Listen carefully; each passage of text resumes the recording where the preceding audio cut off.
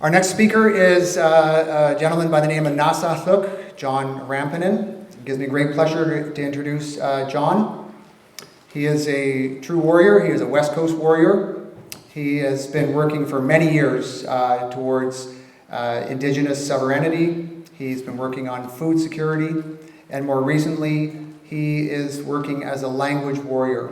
And John is committed to learning his language and being able to discuss the kinds of things we're talking about this evening in his own language. And he's one of the few people of his generation that is developing the ability to do that. So with no further ado, I'd like to welcome to the stage aasałuk. Chukwa, chukwa, aasałuk.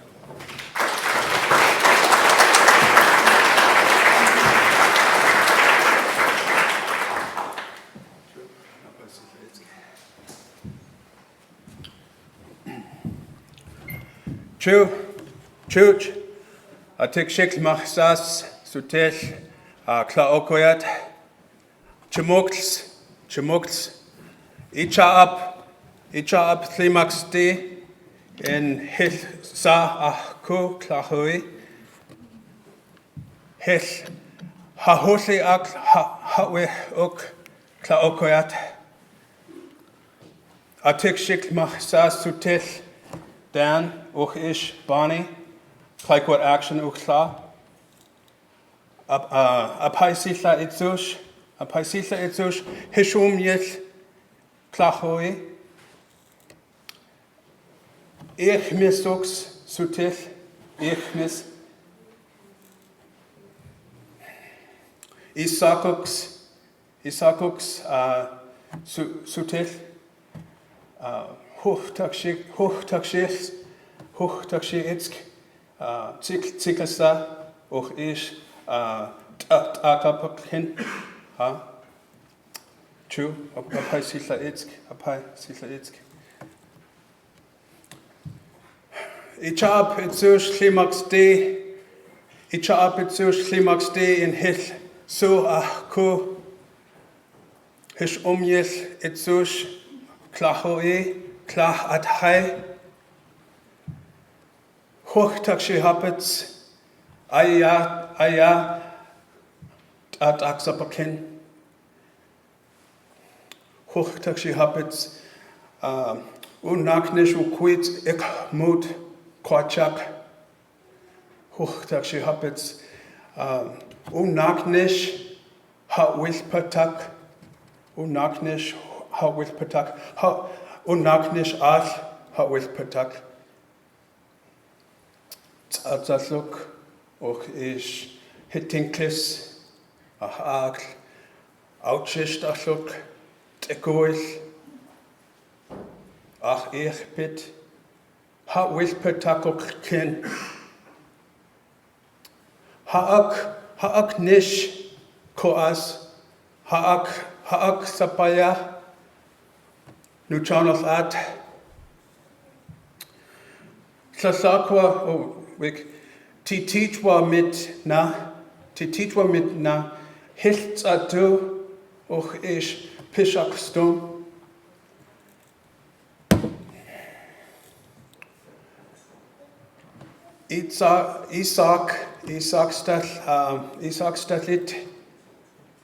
Isakstallit, nish, pishakstum.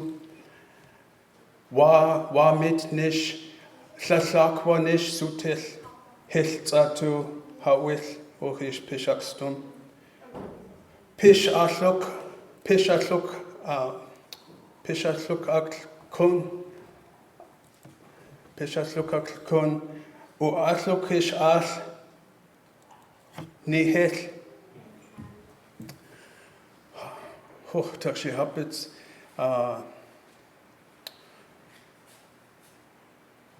abheistallin, hupistallin, isaksstallin al, isaksstallin. Uklas aasałuk, histak shikls, hausat, ish kilts maat,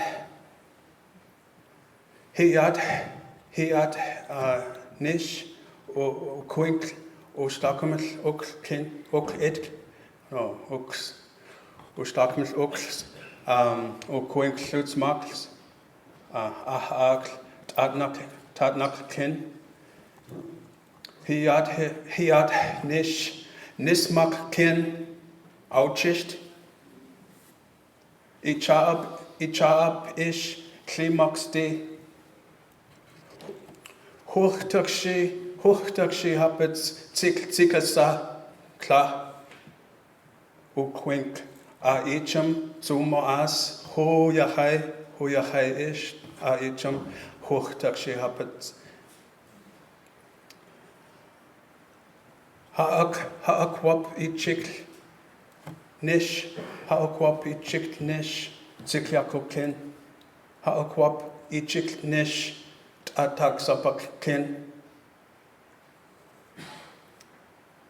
Tamis Maltni, Ukla Ish Fish Farms. Tamis Maltni Outchist. O aaʔataaḥ nish outchist O aaʔataaḥ ish aaʔataaḥ och ish aaʔataaḥ is.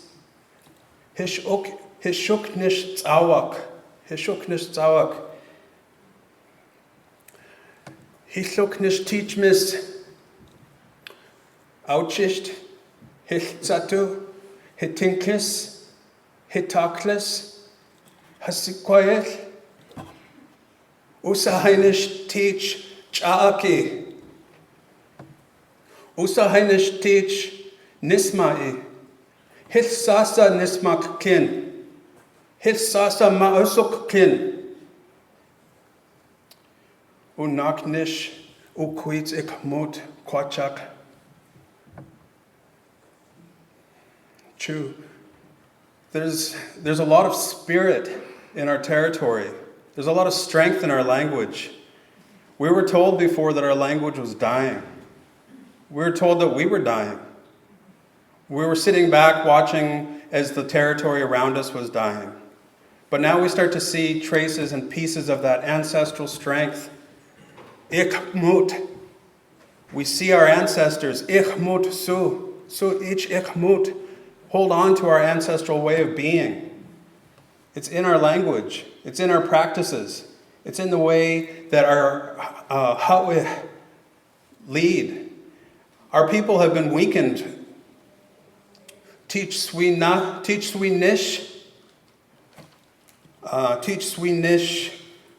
mulshik ochish takik klimot tumakt. Teach swi witas nish hayuk ich matmatni mulshik colonization wa. Our people are survivors. Our people have survived 200 years of colonization. And still we remain in our territories and we remain connected. We still have that spirit. Our elders still carry that and pass it on to us, and it's in our language. Tsikyakokin. And as we pick up those pieces, we pick up our spirits. You all help pick up our spirits. By being compassionate, by being understanding, by being respectful, by taking care of the land as our people do. We find ourselves today in a weakened state through colonialism. We find ourselves using mamathnika all too often and not being able to articulate how we truly feel or to be able to fully understand.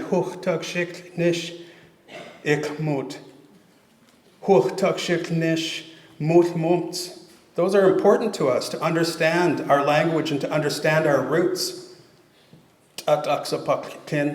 Our world view is important to us, and it's all contained in our language. Those fish that are trapped in those farms, those fish that struggle in aaʔataaḥ, in the streams, in aaʔataaḥ, in the river, in aaʔataaḥ, in the ocean, those wild salmon, čaanii fish, those wild salmon, those farmed salmon, they're like us.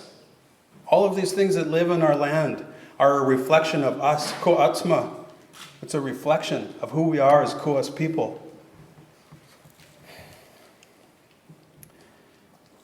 So that reflection shows us a lot about who we are and where we are when we look out into the waters and we see it filled with pollutants and toxins, when we see it filled with what I like to call aaʔataaḥ, which means disease floating on the water. Those are what are happening in our territories. It's the goal of many of our people in our nation, within the Nuu-Chah-Nulth territories as a whole, to no longer see any fish farms within our territory. And this heroic act that was put forth, I remember meeting Lenny and feeling that passion and that urge to make some difference and some change. You know, I appreciate his humble approach of leadership. I appreciate that dedication and commitment to see it through, to push our leadership in a kind and gentle way, to point the finger towards those who deserve the blame of those aaʔataaḥ, of those diseases that are floating in our waters. There's a lot of work for us to do within our nation, just as there's a lot of work to be done in the territories to make it right, čaanii, to make it proper. Those fish are struggling just like we are struggling. Many of our people are struggling to find their way. They're struggling to find their way when they break free from those pens that we call the reserve system, when they break free from those pieces that have held us down through colonialism. We continue to survive, we continue to find ways to thrive, but it's challenging. As we pick up those pieces, we start to understand and appreciate more about that core strength that our ancestors have bestowed upon us. We start to understand and appreciate that we're one part of this whole piece. There's a common concept or philosophy amongst our people of hishuk nish aasałuk. Many people hear that term, but it's a way of life for our people. It's a way of life that is held together by our aaʔataaḥ, by our hereditary governance system.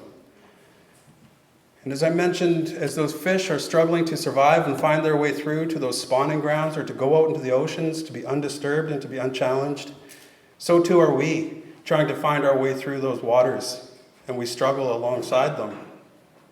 Many of our people are still trapped within the pens of the reserve system and are trying to find their way through also. We require a lot of support, but also we require a lot of patience and respect. We require a lot of internal healing to recover from some of these damages that have been inflicted upon our people. It's easy to see that same damage when you look at the mountainscapes and when you look at the waters within our territories. But when you look inside of our people, that same hurt and that same pain is right there. It's exactly the same, if not worse. That aaʔataaḥ, it needs to be healed. It needs to be lifted. And that comes from inside of our own. That comes from within our own nations. We need to hold our leadership up and support and strengthen those pieces to become what we need them to be. If we're going to make any changes and work towards that goal of no longer having any fish farms within our territory, then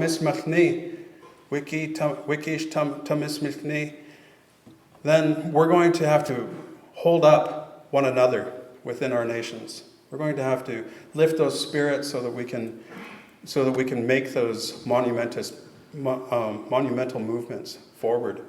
We've witnessed the strength of our people, as Lenny was talking about earlier, how a small group of people could make such a significant difference. That strength can be compounded by much, much more as our people go through the healing process to recover from the damages of colonization. So I appreciate all of you showing up here tonight to listen to these talks and to be part of this discussion. Our traditional belief is that there is a great house underneath the ocean. And what I was talking about in my language was aaʔataaḥ. It was one of the chiefs that we pray to, the underwater chief. A lot of these prayers aren't necessarily spoken today. Our language isn't spoken to those beings that share our territories with us, and they need to hear us. They need to heal alongside us, and they need us to heal for them and with them. Part of that is in the communication through our language. Part of that is in the connection that we have to our territories.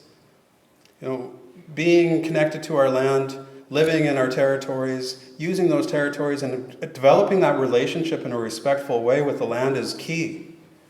We need to see more of our people going out and Not reoccupying our territory, but living. We need to see more of our people living, awake, practicing the way of aaʔataaḥ, of our ancestors.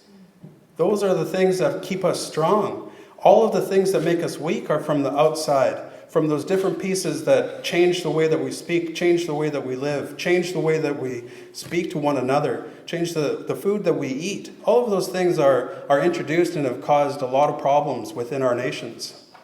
A lot of the solutions are found within our own territories, but first we need to find that ability to heal and to strengthen. And that's what I see as a potential within these actions, and it's been happening. It's not that we haven't given up and that we're just willing to die. That has never been the case for our people.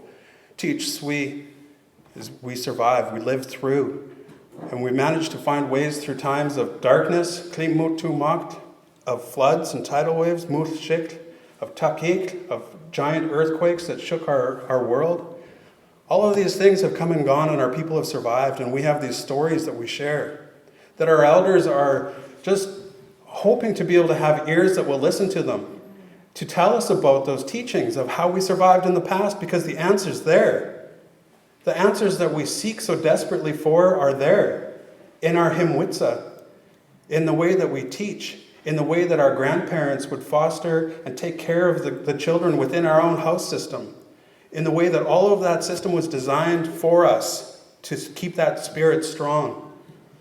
Those are important pieces of not only teachings of who we are, but a way of living who we are, which in our case is much more important, is that we find those ways to be ko'as, to teach, to be alive, to have teachmiss, to have life. Those are important qualities that we need to pass on to our children. Our actions, our steps that we take, we hold the hands of our children along each step on that journey. They watch with their eyes the things that are not working. They watch and hear with their own ears and eyes the things that do work. And we need to fill their hearts and fill their klimaksti with all of those positive strengths of our ancestors. We need to teach them about the things that didn't work well for us and the hardships, the realities, the truths that our people have endured over these last 200 years within our territories. Wrongfully so. Residential school system, the Indian Act system, all of the exploitation of our territories to the point that's culminated to where it's at today, where industry can feel and have this false sense of authority that they can do whatever they please because they're tied into Mamathni government. Well, the solution again is within our Hawith-Patak, within our hereditary chiefs, and within us finding the ability to not just talk about aaʔataaḥ, but to live aaʔataaḥ, to be able to find ways to strengthen one another as ko'as nations. Clayoquot, Kismaat, Ahosat, Heshkoet. These are the nations that carry thousands of years of history that course through the roots of the people and the land within our territories, within the Hahusli. These are the people that will find the way through if we give the opportunity for that to happen. And so, lastly, I approach the subject of matmathni support, of non-ko'as people. And what are some of those things that could be focused on that would help and aid in that effort to heal and to grow as ko'as people? From my perspective, it has more to do with fixing some of the damage that's been caused within our territories, fixing some of the damage that has been caused within the social environment that surrounds us, that makes it difficult for us to learn our language again, that makes it difficult for us to go back out onto our territories and live ko'as. Those are the parts where help and assistance and support could definitely be welcomed. While we're building and re-strengthening those systems that have always kept us strong, we were once proud warriors that killed one another to protect these lands. We killed our neighbors. We put heads on stakes and put them on the beaches as warnings. By no means was there a peaceful or passive approach in our stance in the past. We were proud whalers that could go out in a small chuppets, and that we could go and a small group, like what was presented tonight, could go out and capture a huge whale that would supply food for the entire community for the whole year. These are strengths and qualities that still course through our veins. These are teachings that many of our people still generously share with us. Some of these people in this room hold those answers and those solutions and that understanding, that deep understanding of who we are, and where we want to be. Qua'apit kin aaʔataaḥ, quisapat mitkin, hilmachsakin. So to all of you, I say, ush-chak-shik-litzush, hil-su, ah-ku-klachui, ush-chak-shik-litzush, na-ata, sichit, abhai-stalin. Let us be kind to one another. Hupi-stalin. Let us help one another. Isak-stalin aaʔataaḥ. And let us always respect one another as well. With that, I just say chooch.